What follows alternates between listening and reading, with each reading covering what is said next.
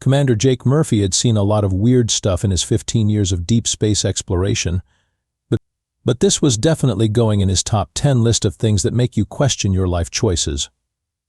He floated in the observation deck of the exploration vessel Lucky Break, staring at what his instruments insisted was a planet that had apparently decided to go for a casual stroll through the outer solar system. "So, let me get this straight," Murphy said to his navigation officer, Lieutenant Tommy Numbers Nakamura, who was frantically recalculating orbital mechanics that had suddenly stopped making sense. "Yesterday we had 8 planets plus Pluto, depending on whose feelings we're trying to hurt. Today we have what appears to be a 9th planet that wasn't there last week, and it's moving at a speed that suggests it has somewhere very important to be." Numbers pushed his glasses up his nose, a nervous habit that had earned him his nickname. "Sir, the mass readings are consistent with a planetary body, but the trajectory is completely impossible for natural orbital mechanics. It's like someone parked a planet out here and then decided to drive it somewhere else." Murphy took a long sip of his coffee, which had gone cold about 3 hours ago when this whole mess started. "And the surface scans?" "That's where it gets interesting, sir. The surface appears to be, well, it's not rock. It's metal. Specifically, it's metal arranged in patterns that look suspiciously like." "Like what, Numbers?" "Like the hull plating on a starship, sir. A really, really big starship." Murphy set down his coffee mug with the kind of deliberate care that suggested he was trying very hard not to throw it at something. "So what you're telling me is that we've discovered a planet-sized spaceship in our own solar system that nobody bothered to mention in any of the astronomy textbooks." "That appears to be the situation, yes, sir." "And it's moving." "Definitely moving, sir. Toward the inner system." "Regrettably, yes. Murphy rubbed his temples. "You know, when I signed up for this job, they said I'd be exploring strange new worlds, seeking out new life and new civilizations.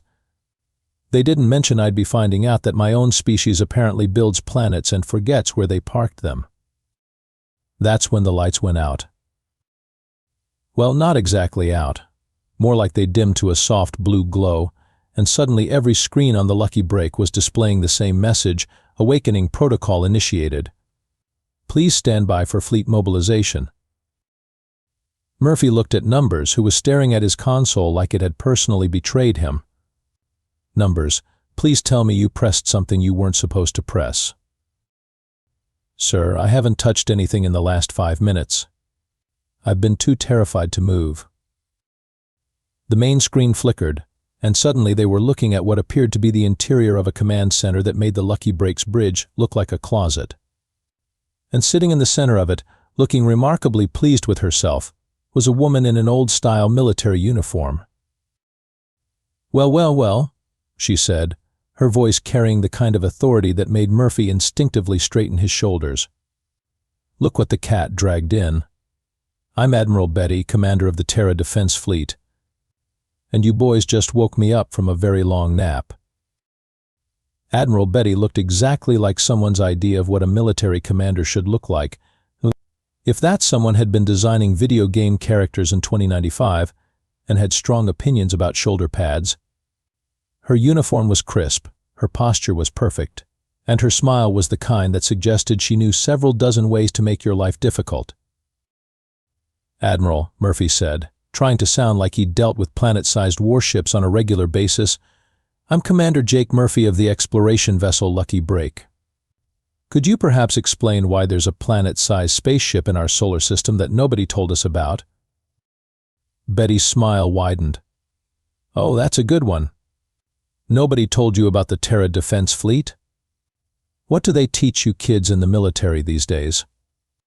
We're the backup plan, the insurance policy, the thing you hope you never need but are really glad you have when the universe decides to get uppity." Numbers leaned over to Murphy. "Sir, her uniform design dates to the late 21st century. That's over 300 years ago." "I can hear you, Numbers," Betty said cheerfully. "And yes, I've been out here for about 3 centuries, give or take a decade. Time flies when you're in hibernation mode. Speaking of which, hold on a second. She turned to what appeared to be a communications console. Fleet command to all units. This is Admiral Betty. Wake up, you lazy metal mountains. We've got company. The space around them suddenly became a lot more crowded. What Murphy had taken for asteroids and debris began to shift and move, revealing themselves to be more ships. Big ships. Really big ships. Ships that made the term planet size seem like an understatement. How many ships are there? Murphy asked, though he wasn't sure he wanted to know the answer. Oh, just a few hundred, Betty said casually. We built them during humanity's paranoid phase. You know, back when everyone was convinced that the galaxy was full of hostile aliens who wanted to either eat us, enslave us, or turn us into decorative houseplants. Turns out we were wrong about that, but hey, better safe than sorry, right? That's when the proximity alarm started going off. Incoming vessel, numbers announced, his voice reaching a pitch that suggested he was considering a career change. It's big, sir. Really big. And it's broadcasting on all frequencies. The main screen split, showing Betty on one side and what appeared to be a very large, very nervous-looking alien on the other. The alien had approximately 17 tentacles, 3 eyes, and the kind of expression that suggested it had just realized it was having a very bad day. Greetings, unknown human vessel, the alien said in carefully pronounced English. I am Zorgax the Verbose, Senior Diplomatic Coordinator for the Galactic Council Committee for First Contact Protocols and Interspecies Relations. I have been dispatched to investigate the unusual gravitational anomalies that have been detected in this system. I come in peace, with peaceful intentions of peace, peacefully. Murphy blinked. He said peace 4 times in one sentence. Diplomatic training, Betty said knowingly. They teach them to be really, really clear about their intentions. Probably a good thing considering what they're looking at right now. Zorgax's 3 eyes went wide as his sensors apparently finished processing what he was seeing. By the 7 moons of Glorbex, what are those enormous metal constructs? Betty's grin became positively predatory. Well, hello there, tentacle boy. I'm Admiral Betty of the Terra Defense Fleet. These enormous metal constructs are humanity's planetary defense system. And you, my squishy friend, are about to have a very interesting day. Murphy had the sinking feeling that he was about to become a footnote in the history books. Specifically, in the chapter titled How Commander Murphy Accidentally Started an Intergalactic War. Admiral Betty was clearly enjoying herself far too much for Murphy's comfort. She leaned back in her command chair like someone who had just been dealt a royal flush and was trying to decide how much to bet. So Zorgax the Verbose, Senior Diplomatic Coordinator for the Galactic Council Committee for First Contact Protocols and Interspecies Relations, Betty said, managing to make the title sound like a personal insult, what brings you to our little corner of the galaxy? Zorgax's tentacles were doing something that Murphy suspected was the alien equivalent of nervous fidgeting. Well, Admiral Betty of the Terra Defense Fleet, we detected unusual gravitational signatures that suggested the presence of previously unknown massive objects in this system. Our peaceful scientific mission was to investigate these anomalies peacefully, with peaceful intentions, in a peaceful manner. Aha, Betty said, her tone suggesting she was about as convinced as a cat being told that the canary had died of natural causes. And you just happened to bring a ship that's roughly the size of Manhattan to conduct this peaceful investigation. Standard diplomatic protocol requires appropriate presence, Zorgax said, his voice getting smaller with each word. That's when Murphy's day got worse. His communications officer, Lieutenant Sarah Patch Williams, came rushing onto the bridge with the kind of expression that suggested she was the bearer of news that nobody wanted to hear. Sir, Patch said, we're getting reports from the Luna station. Captain Rodriguez has somehow managed to activate 3 more of these planet ships near Earth's moon. Murphy closed his eyes and counted to 10. Then he counted to 20. Captain Luna Rodriguez? As in Captain Luna Oops Rodriguez, who once accidentally deleted the navigation database for the entire Third Fleet. The very same, sir. And she's activated 3 planet-sized warships.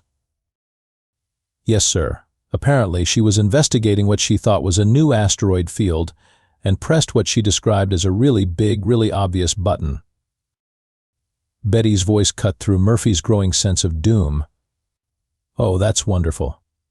Someone found the manual activation switches. Fleet command to all units, we have confirmation of hostile contact. Repeat, we have confirmation of hostile contact. All ships, assume battle formation Omega-7. Wait, what?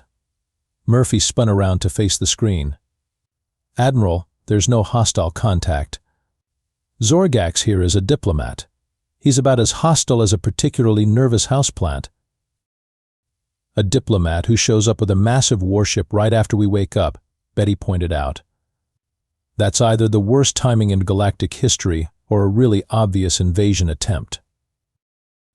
Zorgax's tentacles were now moving in what could only be described as panic mode. Admiral Betty, I assure you that the Galactic Council has no hostile intentions toward humanity. We're a peaceful organization dedicated to the peaceful resolution of conflicts through peaceful diplomatic means. See? Murphy said desperately. Peaceful. He said it 3 times. Betty was unmoved. Murphy, I've been doing this for 3 centuries. Rule number 1, when someone shows up with a big ship right after you reveal your big ships, someone's planning to use their big ship. The tactical display lit up like a Christmas tree as the Terra Defense Fleet began moving into formation. Each ship was easily the size of a small moon, and there were hundreds of them. Murphy watched in horror as humanity's forgotten armada prepared for a war that didn't need to happen. Admiral, Murphy said, his voice taking on the kind of desperate reasonableness that suggested he was trying to talk someone down from a ledge, but what if we all just took a step back and talked about this like civilized beings? Murphy, I like you, but you're thinking like an explorer. I'm thinking like a soldier. And soldiers don't take chances with species survival. Zorgax's voice cracked as he spoke. Admiral Betty, I must inform you that my ship is automatically transmitting our current situation to the Galactic Council.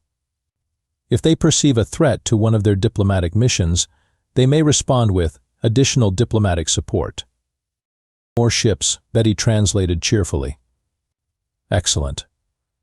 I was starting to worry this was going to be boring. Murphy looked at Numbers, who was staring at the tactical display with the expression of someone who had just realized he was about to become a statistic. Numbers, how long before this situation becomes completely impossible to fix? Numbers checked his chronometer.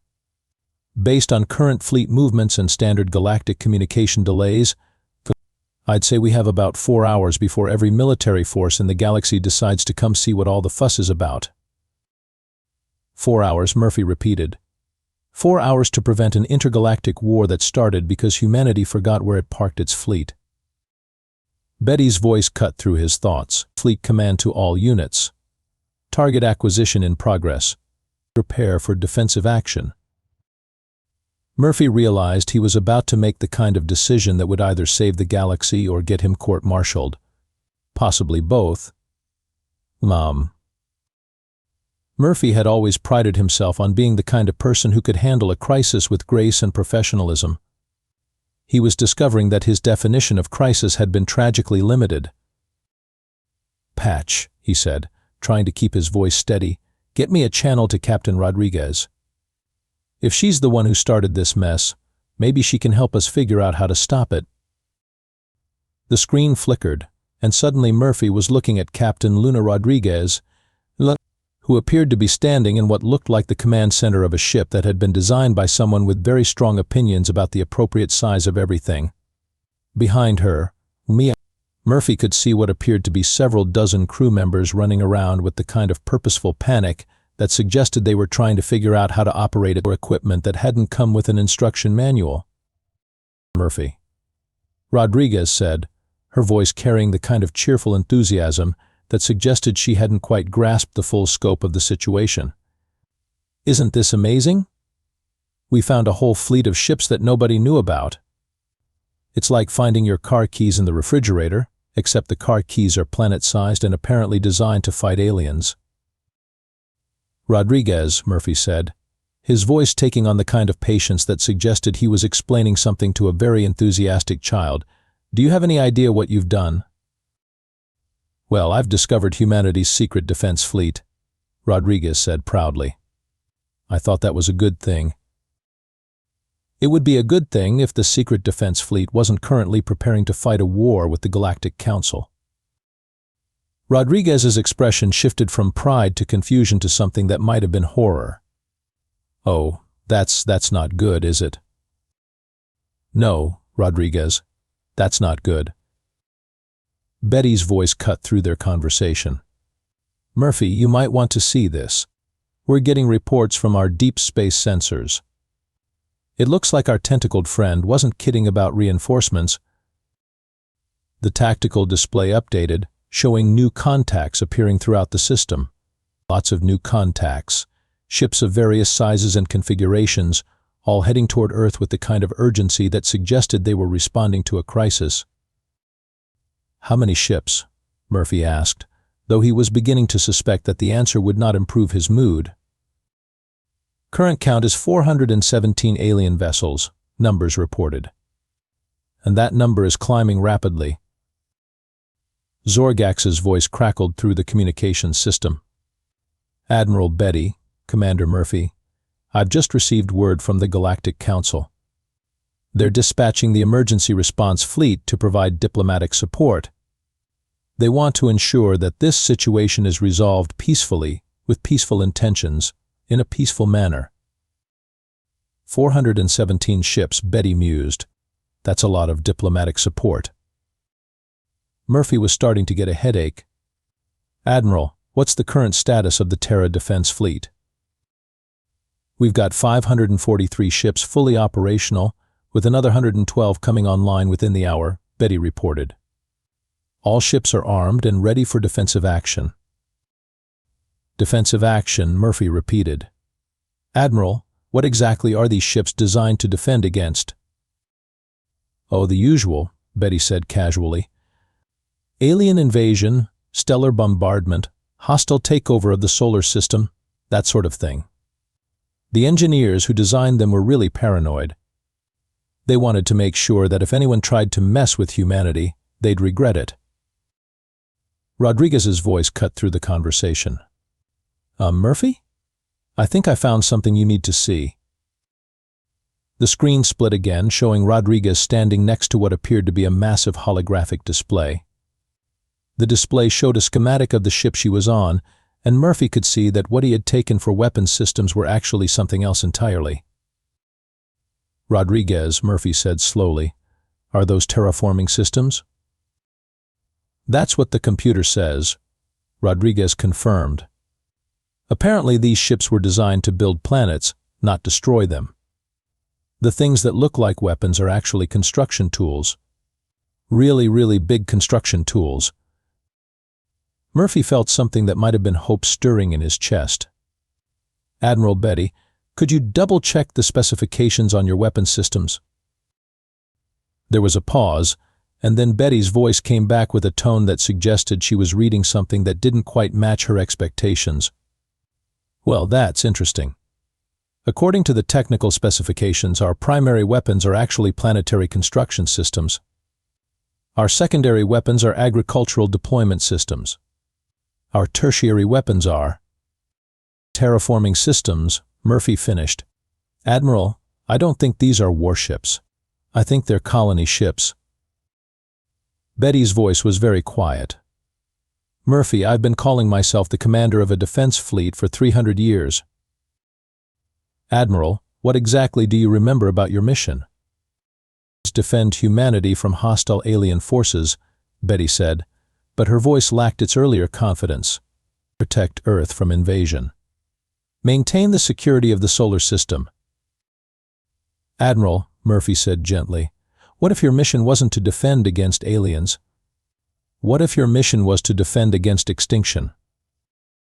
The silence that followed was broken only by the sound of several hundred starship captains trying to figure out what they were supposed to do with a fleet of planet-sized colony ships in the middle of what was rapidly becoming the galaxy's most awkward diplomatic incident. The silence stretched on for what felt like approximately 17 years but was probably closer to 30 seconds.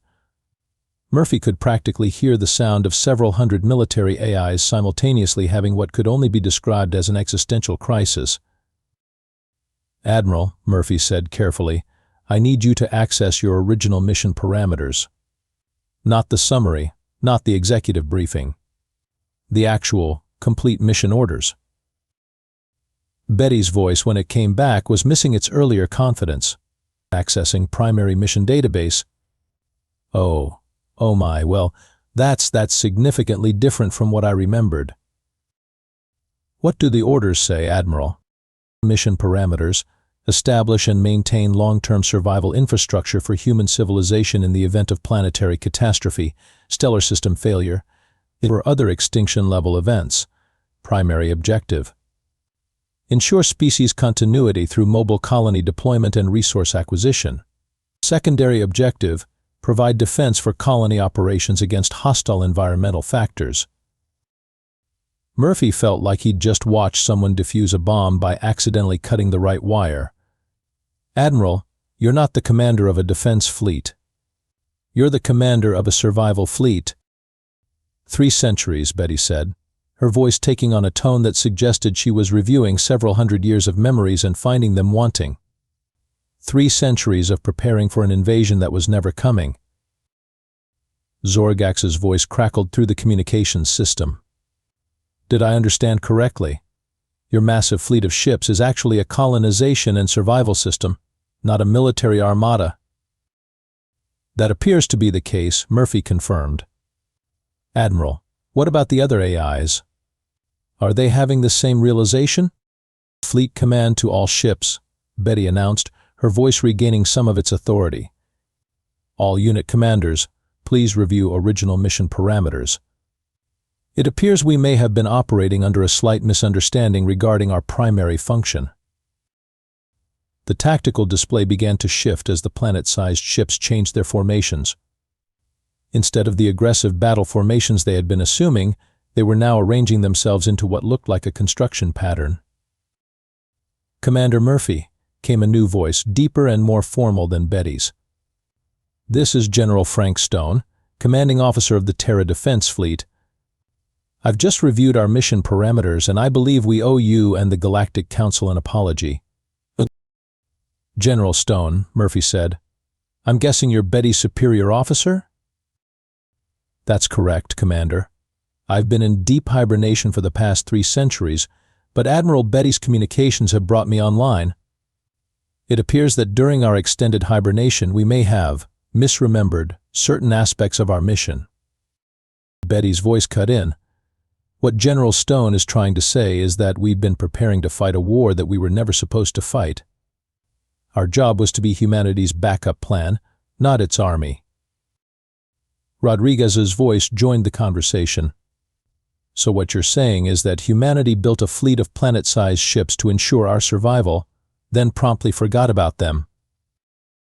"That appears to be exactly what happened," Murphy confirmed. "The question is, what do we do now?" Zorgax's tentacles seemed to have calmed down considerably.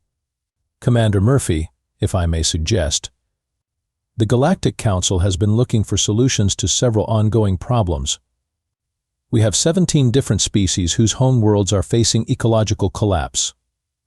We have 12 solar systems that require terraforming to support refugee populations. And we have a chronic shortage of mobile construction platforms capable of large-scale planetary engineering." Murphy could practically hear the sound of puzzle pieces clicking into place. "Zorgax, are you suggesting what I think you're suggesting? The Galactic Council would be very interested in discussing a partnership with humanity's survival fleet. We could provide operational support, resource allocation, and diplomatic coordination. In exchange, humanity could provide mobile colony platforms and terraforming services to worlds in need." Betty's voice carried a note of excitement. "General Stone, are you thinking what I'm thinking?" "I'm thinking that after 3 centuries of preparing for a war that was never coming, we finally have a chance to do the job we were actually built for." Murphy looked around the bridge of the Lucky Break, taking in the faces of his crew. Numbers was smiling for the first time in hours.